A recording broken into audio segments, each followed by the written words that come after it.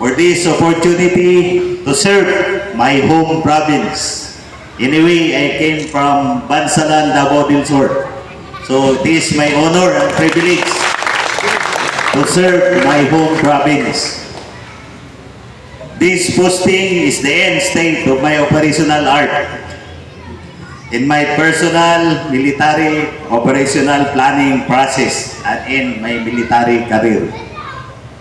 And this is long overdue also.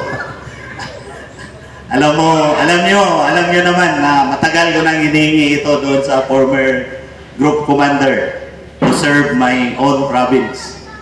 Kaya maraming salamat, sir, for the opportunity. And I'm fully aware of the immense responsibility that comes with this position. Therefore, I am fully committed to upholding the standards of good governance and to lead this organization with integrity, dedication, and a clear sense of purpose. I am excited and energized by the challenges that lie ahead. And I am confident that with the full support of the organic personnel of 11 Offers Community Defense Center and the full support of our reservists from 11 Offers Ready Reserve Infantry Battalion, headed by your snappy officer in charge, Lieutenant Colonel Camiros, we will accomplish our assigned mission and we will continue to achieve great success and make positive impact to the people that we are bound to serve. As I step into this role, I pledge to lead by example, to listen to and learn from the experiences and insights of those around me, and to always put the welfare of our personnel first. Today marks the conclusion of my tenure as a director of 11 Offers CDC, a position I have held with great pride and responsibility for nearly 5 years. It is a bittersweet moment as I officially pass the mantle of leadership, reflecting on the challenges we have faced, the triumphs we have shared, and the unwavering commitment that has bound us together. First and foremost, I would extend my deepest gratitude to the previous group commander of 11 RCDG, Colonel Ruben B. Matellano, Infantry GSC Philippine Army, and Colonel Josue M. Caberto, MIGC Philippine Army, for the trust, guidance, and leadership that have shaped my journey. Your support has been a source of my strength, and I am truly honored to have served under your command. To our current group commander, Colonel Cadaro Sir, I am fortunate and grateful for the opportunity to serve as your incoming executive officer. It is a privilege to work under your leadership, and I look forward to contributing to the success of our unit with unwavering commitment and dedication. To the reservist officers and personnel of 11 Offers Ready Reserve Infantry Battalion, I have nothing but the highest respect for your dedication and selflessness. Your willingness to volunteer, to serve our nation with pride, and to make sacrifices for the greater good is truly commendable. It has been an honor to serve alongside such devoted individuals who embody the spirit of patriotism and resilience. To the personnel of 11 Offers Community Defense Center, my sincerest appreciation for your hard work, loyalty, and support. Through every mission accomplishments, operation, and training, you have demonstrated excellence, flexibility, and unbreakable spirit of camaraderie.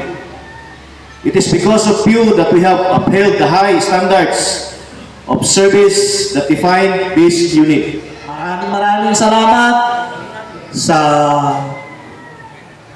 hindi matatawarang tulong mo, suporta mo sa improvement ng Reserve Command, particularly dito sa 11 Offers CDC. inangat mo yung antas o status ng ating reserve force dito sa Davao del Sur. So, ang ating reserve force, ang effort ngayon ni RESCOM, isang effort ni RESCOM ay para iparehas kayo sa ating regular force. Kaya siya tinawag na total force. Ay parehas kayo ng regular force. Thank you for taking care sa pinaka-expensive, most important resources of the Philippine Army, which is our personnel, our reservists. Thank you, Ray, sa pag-alaga mo sa kanila. Si Colonel Celis is almost 5 years. Almost 5 years. And kailangan niya rin siyang ma-expose sa other operational environment.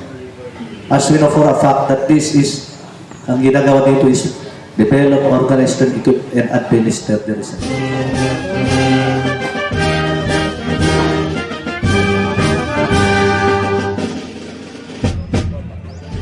Ay kawan ng ating bayan, iting ay tinamaglay. Sa oras na ako kinailangan, nakahandang ihadlang ang buhay. Ang namin ay napatunayan sa gubat at larangan. Sa Mindanao at Visayas man, sa Bataan, Korea at Vietnam.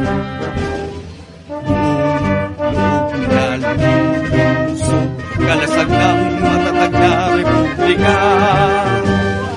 Ulot pawis sa di alintana, sa kasamay laking tiwala. Pag ng kawal ay lakas ng bansa, kaya palaging maghanda. Sa katunggali makikiba ka, pagkat mahal namin ang bandila. Lubog na lumusog, kalasag ng matatag na republika. Ulot pawis ay di alintana, sa kasamay lang tiwala. Tag ng kawal ay lakas ng bansa, kaya palaging maghanda. Sa katunggali makikiba ka, pagkat mahal namin ang bandila.